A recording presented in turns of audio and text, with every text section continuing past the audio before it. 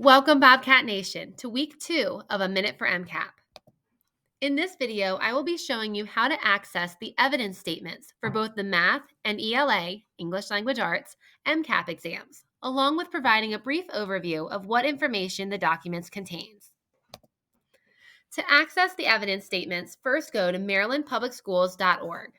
Select the Offices/Divisions tab. Scroll down and click on the Division of Assessments, Accountability, Performance Reporting, and Research. On the right side of the screen, under the Assessments heading, select the MCAP Mathematics option. Then scroll to Evidence Statements. In this video, we will be looking at the Algebra 1 evidence statements. Questions on the Math MCAP exams are aligned with the Maryland College and Career Readiness Standards. They also assess students' mathematical reasoning and modeling ability, defined in the beginning of the document.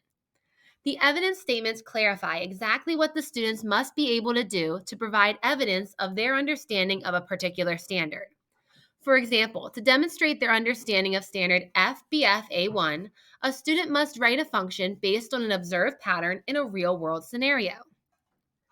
Sometimes the standards themselves include what evidence is needed for a student to show understanding. In this case, the evidence statement will read, as stated in the standard, as can be seen with the standard AREI B3. The evidence statements also include clarifications about the questions that could be asked regarding each standard.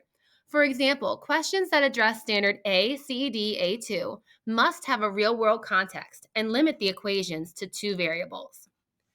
The last part of the document contains evidence statements and clarifications on how students will demonstrate their mathematical reasoning and modeling skills.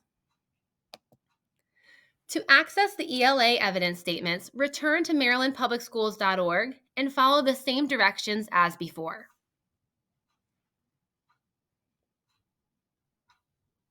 Once you reach the Assessments heading, select the MCAP English Language Arts and Literacy option. Then scroll to Evidence Statements and click Grade 10. At the beginning of the evidence statements document, the 4 claims to be assessed on the ELA MCAP are defined.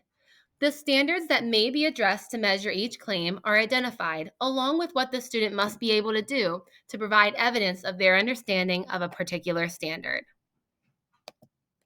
Thank you for watching this week's edition of A Minute for MCAP.